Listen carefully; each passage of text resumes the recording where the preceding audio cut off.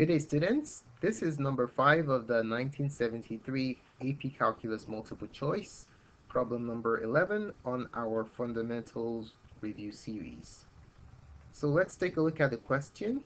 It says, if f of x equals e to the x, which of the following lines is an asymptote of the graph of f?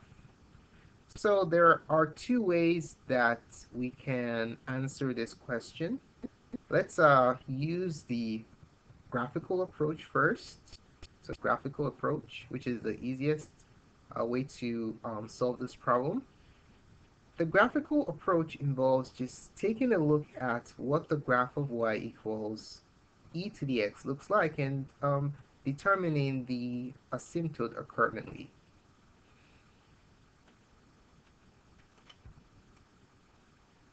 So in order to use the graphical approach, you have to know what's the graph of y equals e to the x looks like. So the graph of y equals e to the x has a y-intercept of 1. So let's say this is 1 right here. And it looks something like this. Goes through there and goes, scrap that again, goes through there and then basically grows exponentially. Okay, now one thing you want to note about this graph is that it gets infinitely close to the x-axis. Okay, so just taking a look at this graph right here, this is f of x equals e to the x. What is the horizontal asymptote? We can clearly see that this horizontal line, the x-axis, which is the line y equals 0, is the horizontal asymptote of the function. Okay, so the answer to problem number 5 is letter A. Okay, there's another way we can determine the horizontal asymptote of this function, and that is by using the algebraic approach. Okay, the algebraic approach. Now, the algebraic approach involves computing the horizontal asymptote algebraically. So if you want to find the horizontal asymptote of a function, what you do is you find the limit as x approaches plus or minus infinity of that function. So in this case, we're going to find the limit as x approaches plus or minus infinity of e to the x. Okay, so let's go ahead and substitute here. We're going to have e to the plus or minus infinity. Now we have to split this up. We're going to consider e to the infinity and then e to the negative infinity independently. Okay, all right, so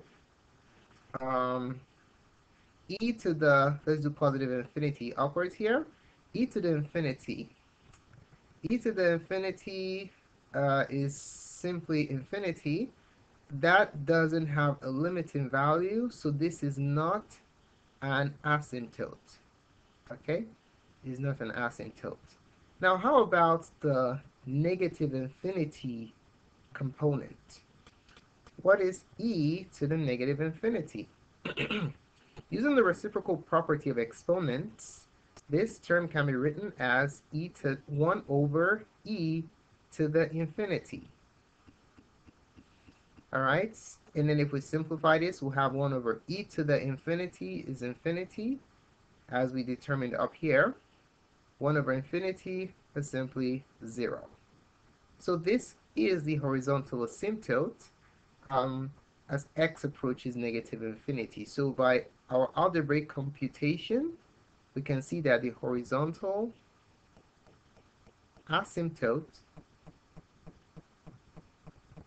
is y equals 0, which reinforces the answer we selected before as option letter A. Thanks so much for taking the time to watch this presentation. Feel free to subscribe to our channel for updates to other cool tutorials such as this. If you have any questions or comments, include it in the comment section below, and we'll be glad to address it as soon as possible. More clips can be found on math.serve.com. Thanks again for watching and have a wonderful day.